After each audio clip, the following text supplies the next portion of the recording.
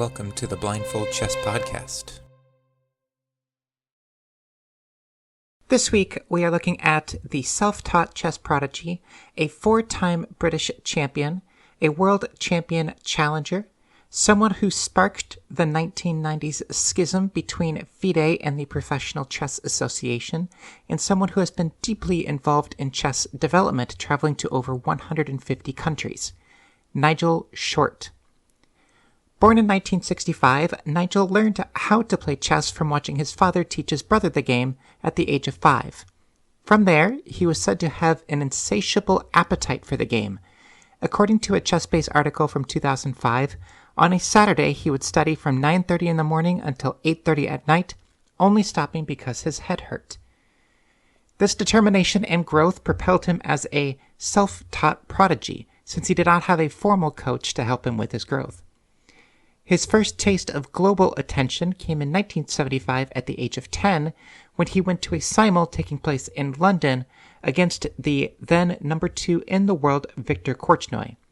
At the 31 board simul, Short was the only person to defeat Korchnoi.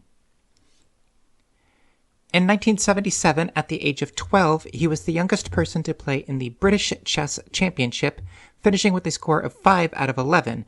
It was an okay showing, but in the tournament he did defeat the 10-time British champion Jonathan Penrose. That same year, he earned his master title. In 1978, he won his first adult national title at the age of 13 by winning the British Lightning Championship.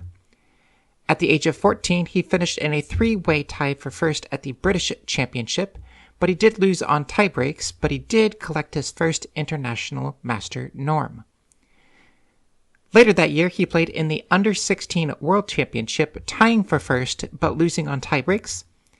Then in 1980, at the age of 15, his FIDE rating was over 2,400, and he had completed his 3 norms to become the youngest player to ever earn the International Master title.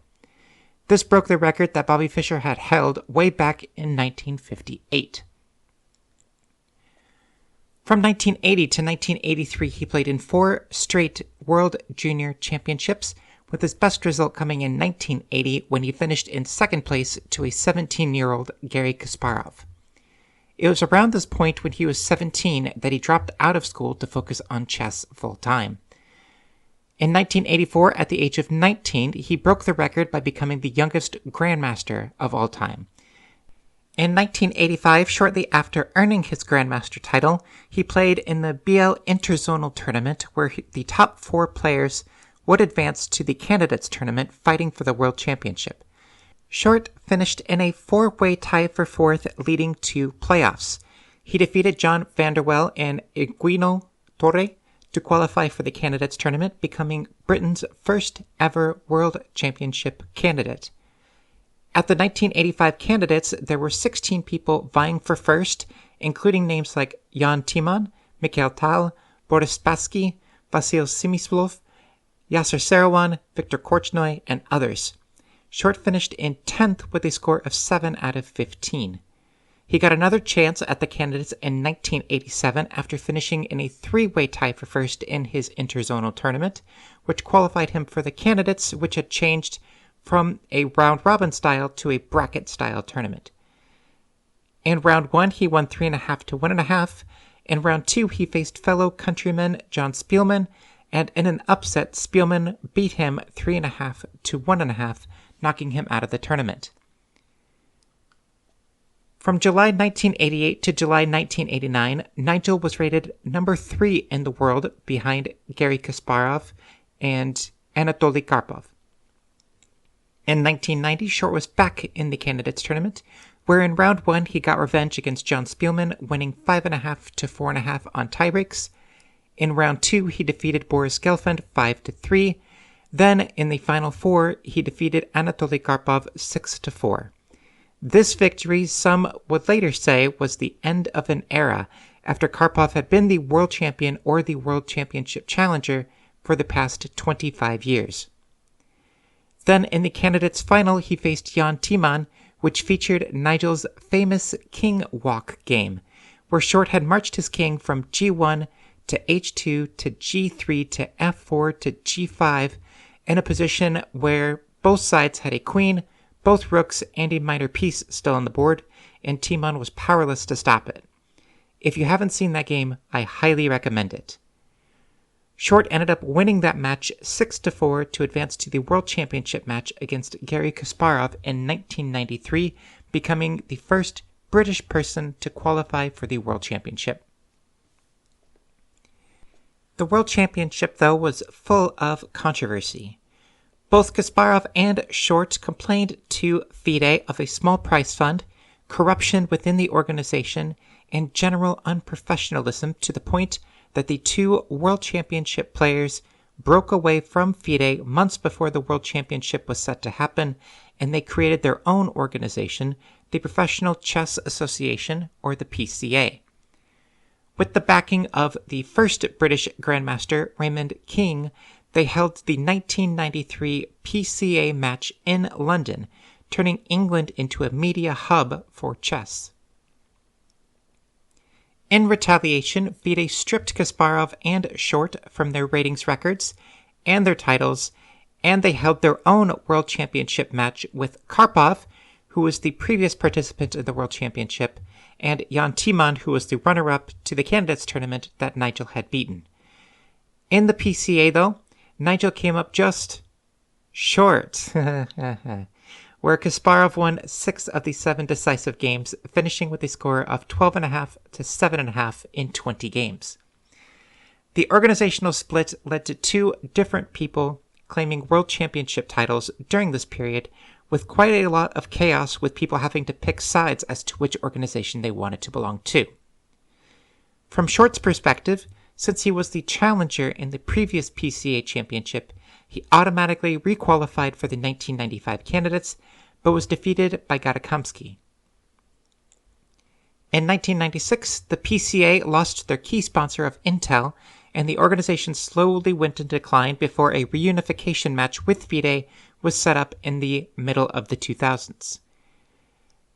After the 1995 candidates, Short's ability to keep up with the top 10 started to slip, and he fell out in 1998, but he did secure 3rd in the British Championship. In 1999, he was awarded the Most Excellent Order of the British Empire for his chess accomplishments. Then, after the turn of the millennia, he played in the FIDE Championship knockout tournament in 2002, exiting in the first round, and then in 2004 he exited after the second round. Through his career, he has competed in 17 chess Olympiads from 1984 to 2016, including an individual gold, 3 team silvers, a team bronze medal. He also played in 9 European team championships, 3 world team championships, and 2 senior team championships. As his prominence at the top of the chess scene started to decline, he started to turn his attention to chess journalism, writing articles for Chess Base, as well as to chess coaching, where he helped students like Pentala Harikrishna, Sergei Karyakin, and David Howell in their explosive growth, and he was a coach for Team Iran from 2006 to 2007, leading them to their first bronze medal at the Asian Games in Qatar in 2006. He was also quite prominent in the chess commentary scene, including the Women's World Championship, the London Chess Classic, and the FIDE Candidates Tournament. Eventually, he started to move into chess politics and trying to become a global chess ambassador. From 2005 to 2018, he was the first and only player to have won tournaments on all 6 inhabited continents, and this was part of his journey to become a chess ambassador, where he would eventually visit 150 countries to promote chess.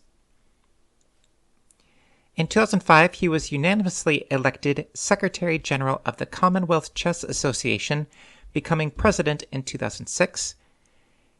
In 2007, he requested an investigation into Vasyl Topalov for potential cheating in the World Championship match. He was also critical of the appeals committee of 2005 and 2006. The complaints that he brought were dismissed, and Short was later imposed a short suspension by the FIDE Code of Ethics for his use of the word dunderhead in his complaints. In 2018, he ran for president of FIDE, but dropped out right before the election to serve as vice president until 2022. In 2022, he had claimed that the United States Virgin Islands Chess Organization was lacking in financial transparency, and he accused them of match fixing. He called on the president of the USVI a liar, a cheat, and a thief. The USVI claimed Short was undermining their organization. FIDE stepped in and gave a 3-month suspension to Short for his lack of restraint. Short resigned his position, and later it turned out several of those accusations turned out to be, to some degree, true.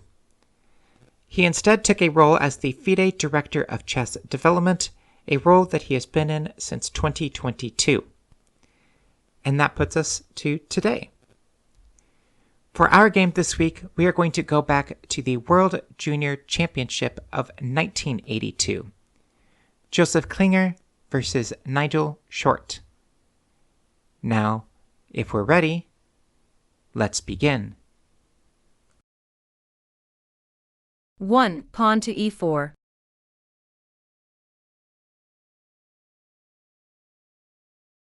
Pawn to e6.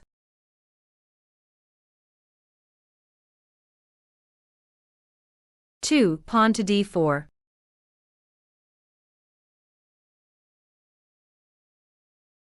Pawn to d5.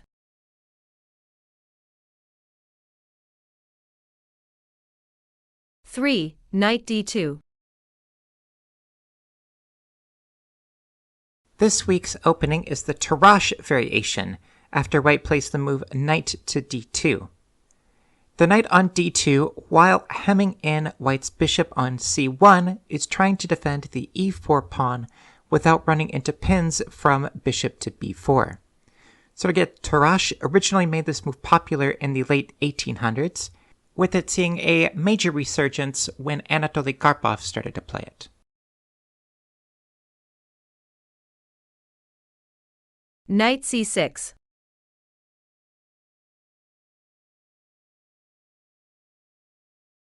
Four. Knight g to f3.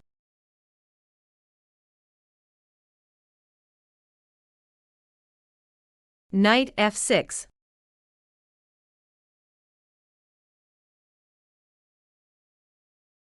Five. Pawn to e5.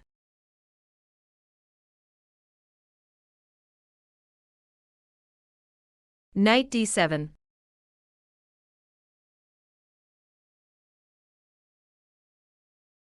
Six. Knight b3.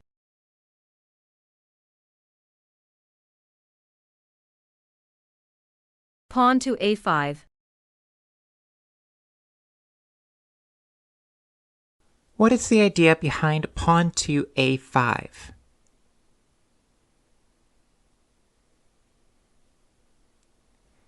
This actually goes into the thematic idea of the opening. Black is trying to disrupt white's control of the center by dislodging the knight that is on b3, which supports the d4 square.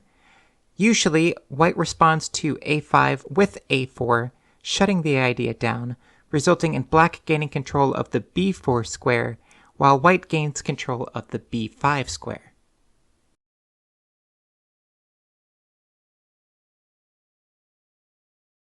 Seven. Pawn to a4.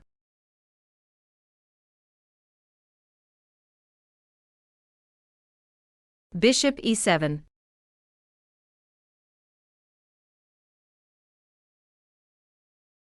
Eight. Bishop b5.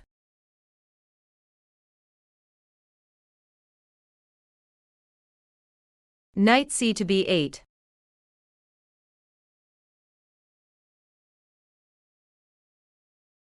Nine. Pawn to h4.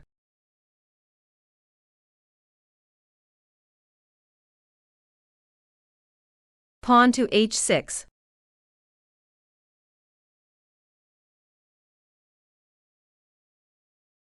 Ten. Rook h3.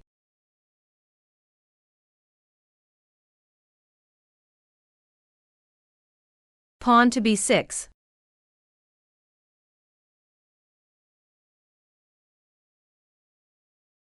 Eleven. Rook g3.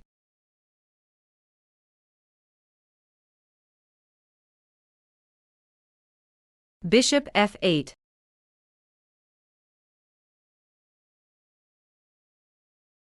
After the move bishop to f8, it looks like black has not made a lot of progress with all of his pieces on the back row except for the pinned knight that is on d7. If you are in black's shoes, take a moment to figure out a plan. Where do you want your pieces to go? Where are your pawn breaks?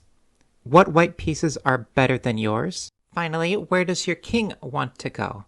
Do you want it on the king side, the queen side, or do you want to keep it in the center?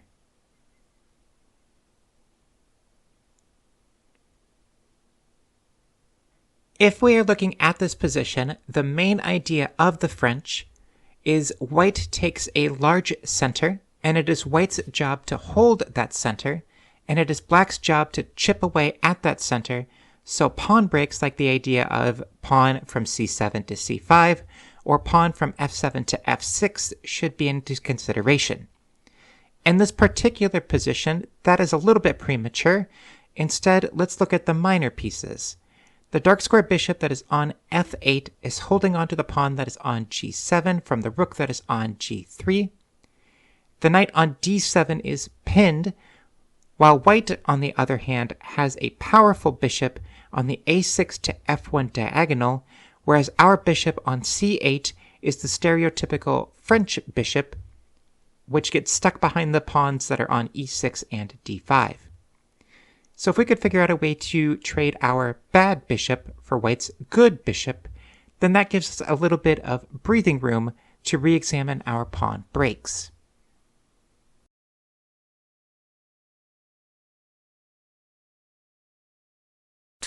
Pawn to h5.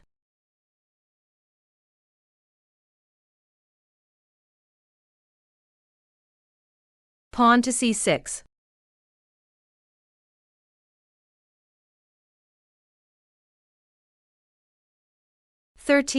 Bishop d3.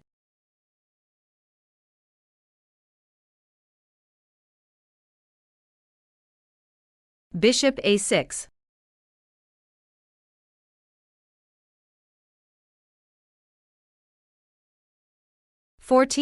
Rook g4.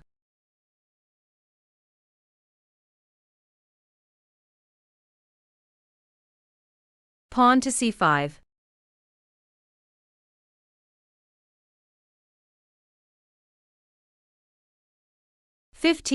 Bishop captures a6.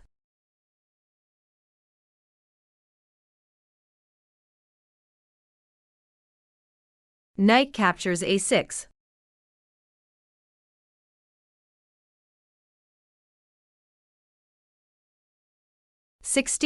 Pawn to c4.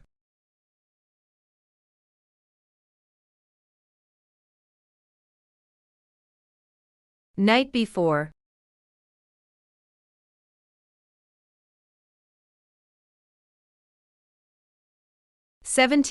Knight h4.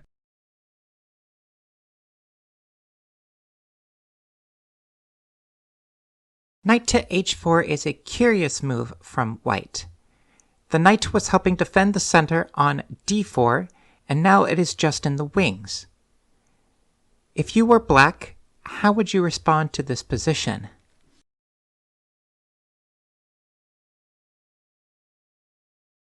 Pawn d captures c4.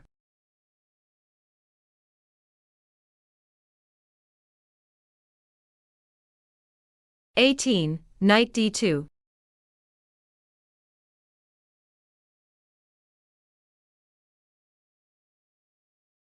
Pawn c captures d4.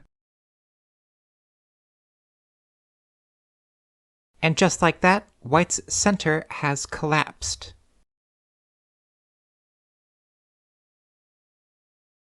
Knight captures c4.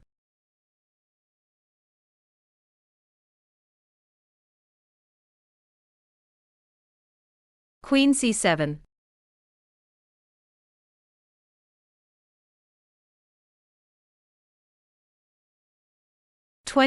Rook captures d4.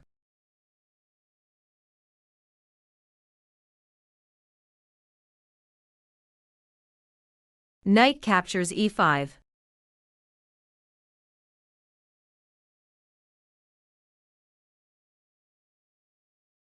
21. Queen e2.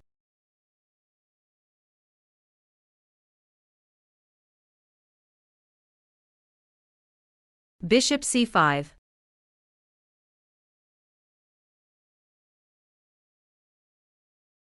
Compare our position here to the one 10 moves ago. Black has traded off their bad bishop and found a home for all of his minor pieces. He has managed to dismantle White's center while keeping the White king in the middle of the board, and he has multiple knight fork ideas, like on c2 with check, d3 with a fork on the bishop from 2 different knights. And the bishop that is on c5 is an annoying thorn in White's position. White, on the other hand, the knight on h4 is out of position, the rook on a1 is going to have a rough time getting into play, and the bishop that is on c1 has not found a home yet.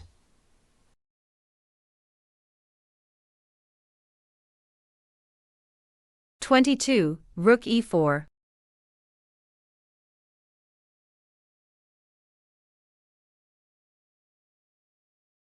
Knight e to d3 check.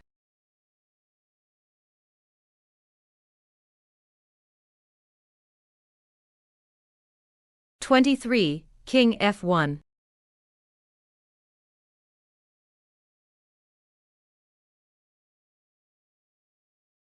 Queen h2.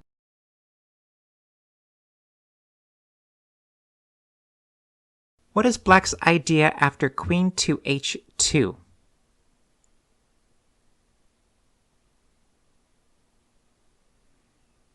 Frankly, Black is threatening checkmate on h1, which would be a mate in 1.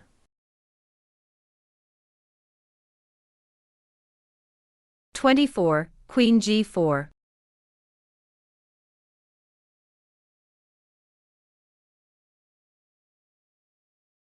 Queen h1 check.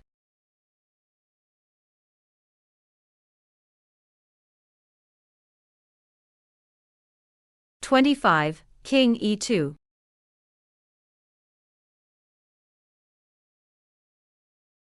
White resigns. Why did White resign in this position?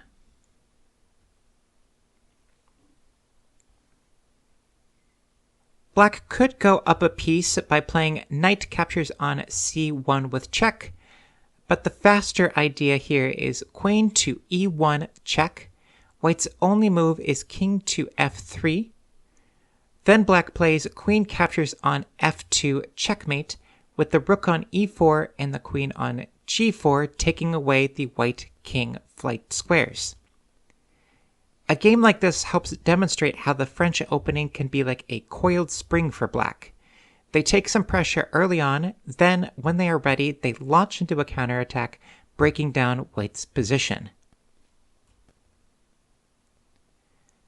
A self-taught prodigy of chess, defeating the world number 2 at the age of 10, winning the British Championship a total of 4 times, climbing his way through the interzonals and candidates to be the first British player to compete in a World Championship match, breaking away from FIDE to create his own organization, rejoining that organization, traveling the world to play and grow chess, be a commentator, a journalist, and a coach for several top players of our game today, running for the FIDE presidency, becoming the vice president, and now the head of the chess development for FIDE, Nigel Short has had an insanely impactful career in every aspect of chess.